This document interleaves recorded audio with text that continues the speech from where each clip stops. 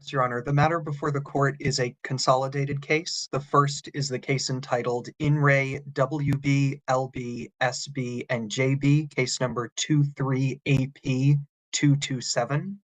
The second is the case entitled In Re GC, case number 23AP240.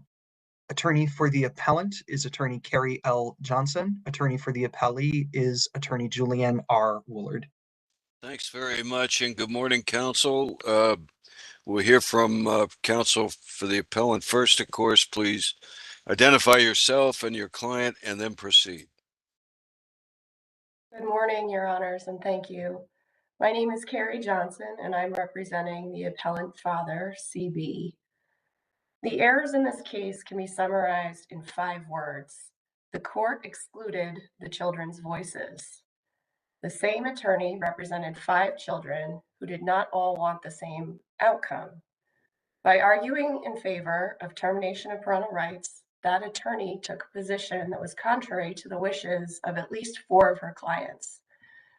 Because the 4 youngest children indicated that they wanted to maintain some form of relationship with one or both parents, and one of those 4 children even indicated directly to her attorney in a written letter that she wanted to go home. The court refused to hear the children's perspectives directly, and the court refused to let the parents call the children as witnesses. The court then admitted and relied on hearsay statements from the children. The children's hearsay statements were recounted by DCF, an adverse party in this case, and 2 of the children's foster parents, both of whom had a vested interest in obtaining a TPR so that they could adopt the children that were placed in their homes. The court's reasoning in admitting the hearsay was that the parents would have an opportunity to rebut it through their own testimony. However, the court then refused to credit the parents' testimony. Both parents and children have a vested interest in obtaining an accurate determination in any termination of parental rights proceeding. Moreover, termination of parental rights was just one of 3 outcomes that could have produced legal permanency for these children that the court was able to consider.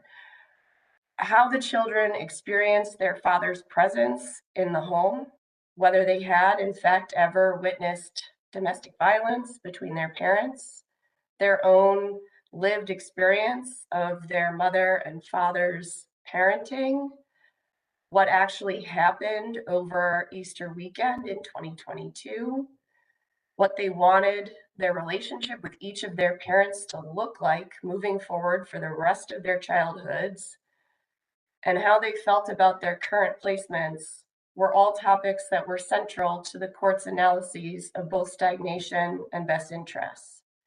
These were also topics that only the children could speak about with authority, accuracy, and reliability. In excluding the children from this proceeding, the court silenced them and deprived itself of information it needed to make an accurate determination.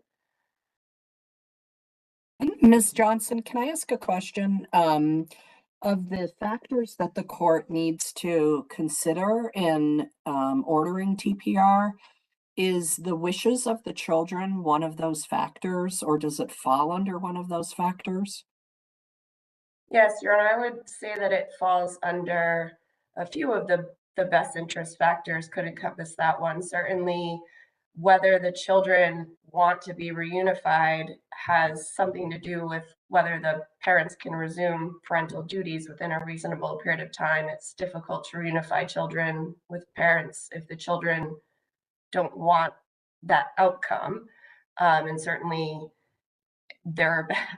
one would assume there are better outcomes for children who are reunified when they want to be reunified, and also the relationship of the child to the parent and to the foster parent is impacted by how the children feel about the relationship that they have with their parents. You have 1 minute left, counsel. 1 minute. Thank you. The relationship that they want to have with their parents, the relationship that they have with their foster parent is impacted by how they feel about their parent and how they feel about reunification. And then whether the parent plays a constructive role in the child's life. If we're considering that question from the child's perspective, does this parent play a constructive role in the child's life? The only person who can really answer that for the child is the child. Okay, thank you. If there are no further questions from the court, I would reserve All any right. time that I have remaining. Do the guardians have any role? Does the guardian ad litem have any role in any of these determinations?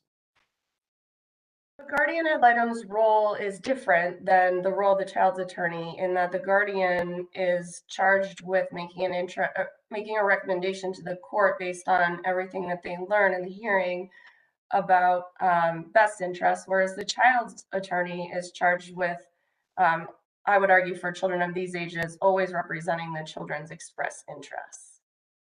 Okay, thank you very much. Your time has expired. Thank We'll you. turn to counsel for the appellee. Please identify yourself and your client and then proceed. Good morning, Your Honors. My name is Julianne Woolard, and I'm appearing from the Attorney General's office on behalf of the state of Vermont, DCF. May it please the court. This court should affirm the Franklin County's order terminating both mother's and father's parental rights to the 5 children involved. The parents were afforded plenty due process in the 5 days of the hearings that held these proceedings. There was no structural defect in the process regarding the representation of the children, and each time the court was asked to make a decision on a motion, it properly exercised its discretion. The court made all of its findings on the evidence presented. None of its findings were clearly erroneous, and the evidence was more than sufficient for the court to conclude that each mother and father stagnated during the 3.5 years of the Chins proceeding and the 4 periods when mother had trial reunifications. The evidence also more than sufficiently supported the court's conclusions that neither parent could resume parenting within a reasonable period of time from the children's perspectives.